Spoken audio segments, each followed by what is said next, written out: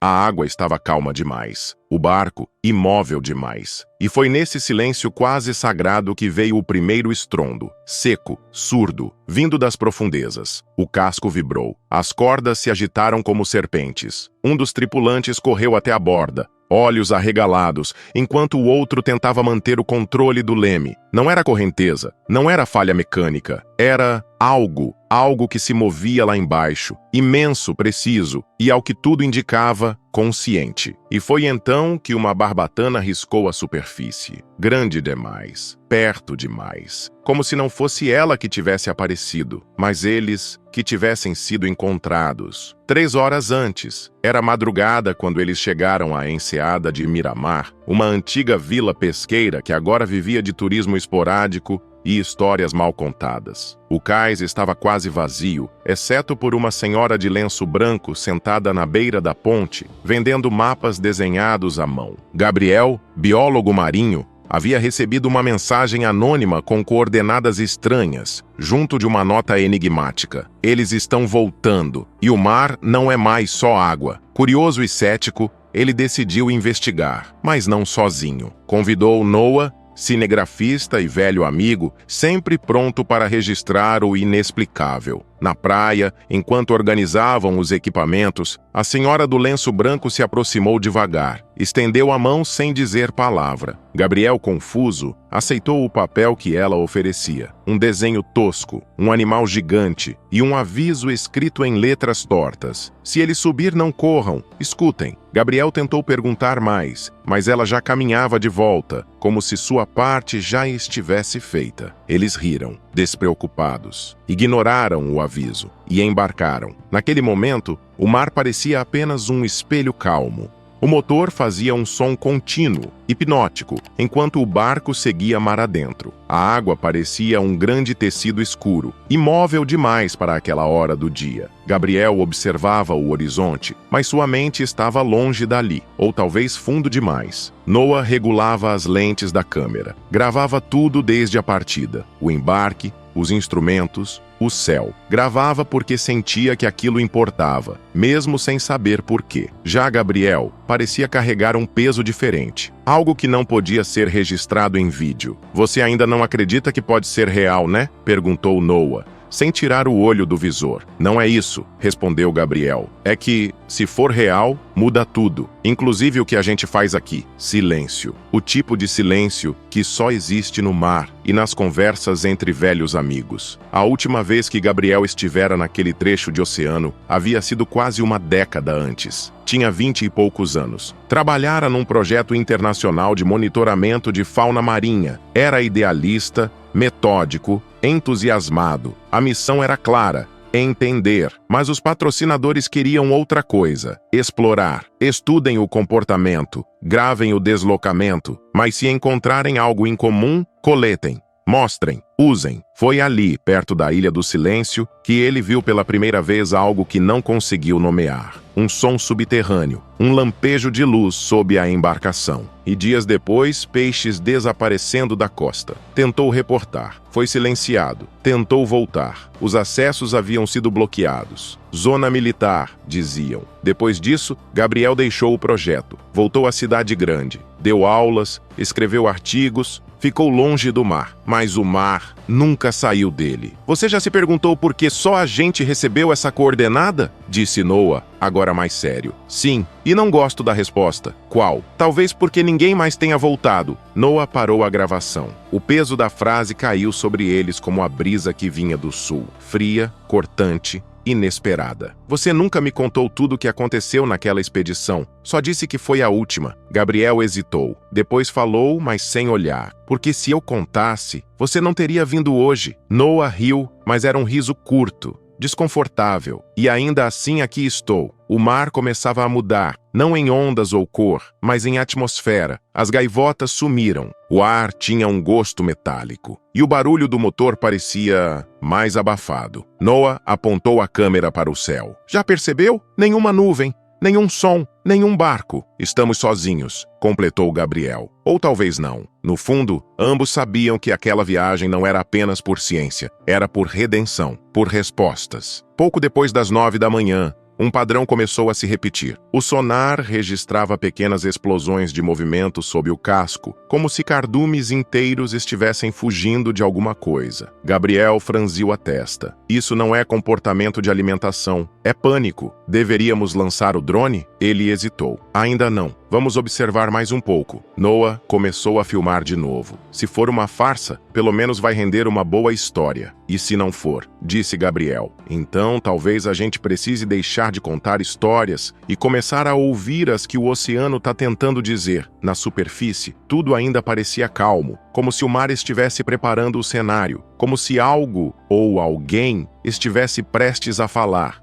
O primeiro impacto foi sutil, quase imperceptível. Um estalo no casco como se algo tivesse roçado de leve por baixo do barco. Gabriel congelou. Sentiu isso? Noah assentiu já com a câmera na mão, mirando a lente para a água. Mas não havia nada. Nenhum redemoinho, nenhuma sombra. Até que veio o segundo. Dessa vez o barco sacudiu de verdade. As caixas de equipamento deslizaram e o alarme do sonar apitou alto. Gabriel correu até o painel. Algo passou por baixo. Grande, muito grande. Baleia? Baleias não se movem assim. E não com esse padrão. As ondas começaram a mudar. Não vinham mais de uma direção só. Era como se o mar palpitasse. Então eles viram uma barbatana, mas não como as outras. Era curta demais para o tamanho do corpo que a acompanhava, e vinha de uma criatura que não seguia uma linha. Circulava o barco com lentidão calculada. Gabriel se agarrou ao corrimão. Isso não é comportamento de predador? Então o que é? Perguntou Noah, abaixando a câmera. O radar oscilava. O sinal subia, sumia, voltava com picos irregulares. A temperatura da água subira 3 graus em menos de 20 minutos. E então veio o terceiro impacto, o mais violento até agora. O barco inclinou a 40 graus. Noah caiu. Gabriel segurou o volante com tanta força que os dedos ficaram brancos. "Tá tentando virar a gente", gritou Noah. "Não, como assim não?" Gabriel apontou para a água. "Se quisesse nos virar, já teria feito. Tá testando, medindo, como se quisesse entender o que a gente aguenta." Silêncio, até que a barbatana reapareceu do outro lado do barco. Estava nadando por baixo deles, de um lado para o outro, e cada vez que sumia, voltava com mais impulso. Quando os dois correram para recolher as redes de análise, viram, elas estavam rasgadas. Não como se algo preso tivesse tentado escapar, mas como se tivessem sido cortadas por fora. Um padrão de ataque, calculado, preciso. Noah segurou um dos cabos partidos. "Isso foi feito com força e com intenção. A gente perdeu todos os dados", disse Gabriel, como se ela soubesse exatamente o que destruir. As câmeras de bordo ainda estavam gravando. Noah olhou para a tela e viu uma silhueta se formar entre as ondulações. Um corpo cinza azulado, imenso, textura irregular. Movimento fluido demais para ser mecânico, coordenado demais para ser natural. "Meu Deus!", murmurou. Gabriel se aproximou. "Você viu isso?" Mas antes que pudessem dizer mais alguma coisa, a criatura saltou. Por um segundo,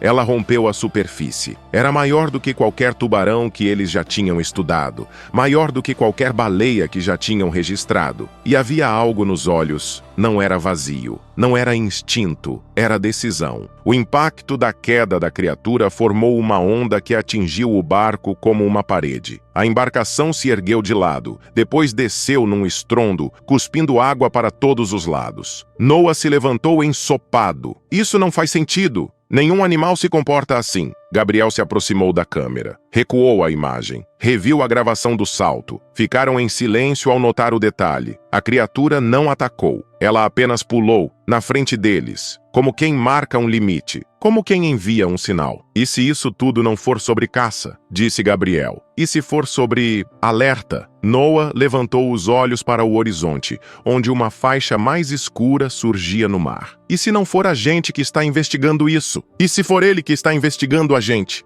O barco deslizava lentamente, como se o próprio mar o estivesse conduzindo. A criatura havia desaparecido sob a superfície, mas algo nela ficara. Presença, como se estivessem sendo puxados por uma intenção invisível. Gabriel tentava encontrar sinal no sonar. Nada. Noah, em silêncio, gravava o mar. mas sua câmera agora tremia. Minutos depois, a superfície da água começou a mudar. Primeiro, uma névoa. Depois, uma camada escura que parecia óleo, espessa, densa, cobrindo metros de extensão como uma ferida aberta. Gabriel franziu o senho. Isso não é natural. Noah se aproximou e mergulhou um bastão com sensor. O visor piscou. Alta contaminação. Resíduos tóxicos. É como se alguém tivesse despejado isso aqui, murmurou. E então, como se os ouvisse, a criatura emergiu novamente, a poucos metros do casco, mas dessa vez não atacou, não pulou, não circulou. Apenas ficou ali, parada, encarando. Gabriel se aproximou da borda. Você quer que a gente veja isso? A criatura se moveu levemente, depois começou a nadar em linha reta, indo em direção à mancha escura. Por instinto, ou obediência a algo que não compreendiam, Gabriel ligou o motor e seguiu. Cerca de 15 minutos depois,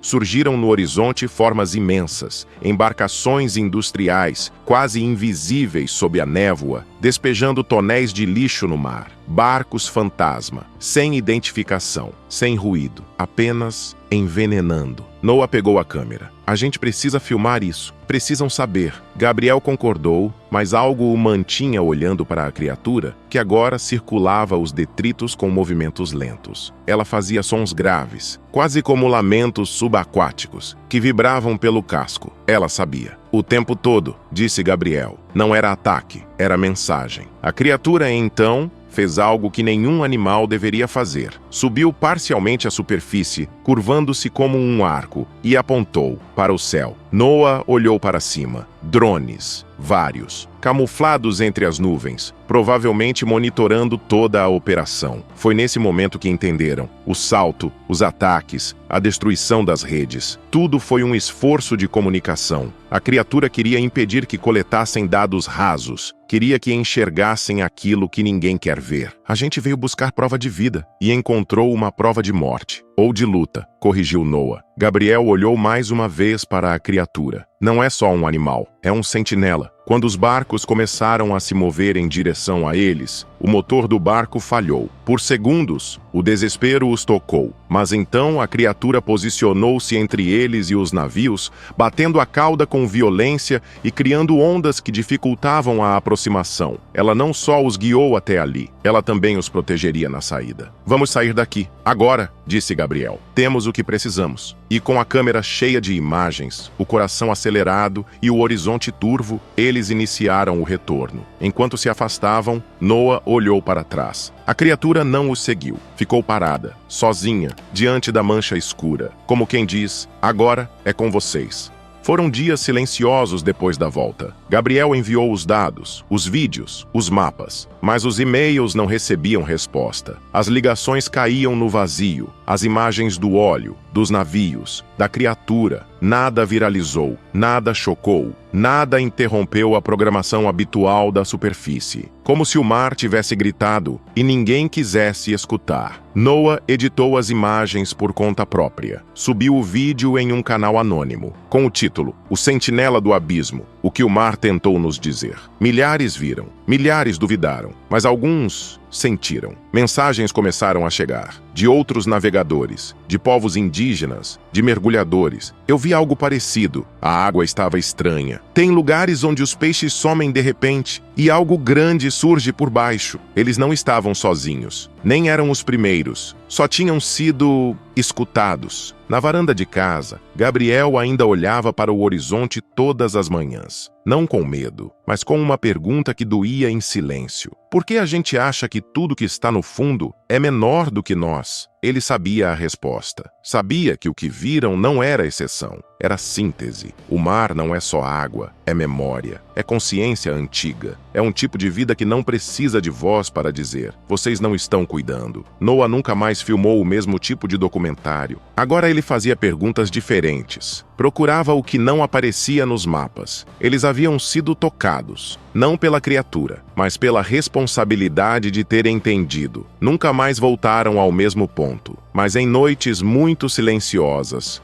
Quando o vento parava e a luz do porto tremia, Gabriel jurava ouvir, vindo de longe, lá do fundo, aquele som grave, submerso, que vibrava os ossos como um sussurro. Não fui eu quem sumiu, foram vocês que esqueceram. E então ele fechava os olhos e agradecia por ter visto, por ter sido escolhido e por finalmente ouvir. Se você se emociona com histórias como esta e quer continuar descobrindo mais relatos incríveis, não deixe de se inscrever no canal. O seu apoio é fundamental para que possamos continuar compartilhando essas histórias tocantes com você. Agora, imagine uma criança entrando sozinha na cela de um tigre que estava há dias sem comer. Ela se ajoelha, estende a mão e fala algo que ninguém mais escuta. O animal se move, os cuidadores congelam e então ele faz o impensável. Por que ele não atacou? O que ela disse? E o mais importante, o que dois seres quebrados reconheceram um no outro? Quer descobrir o que aconteceu e sentir as emoções dessa nova história? Não perca o próximo vídeo do canal Amo Meu Patudo. Clique no vídeo que está aparecendo na sua tela e vem comigo. Grandes emoções vêm acompanhadas de grandes histórias. Até lá!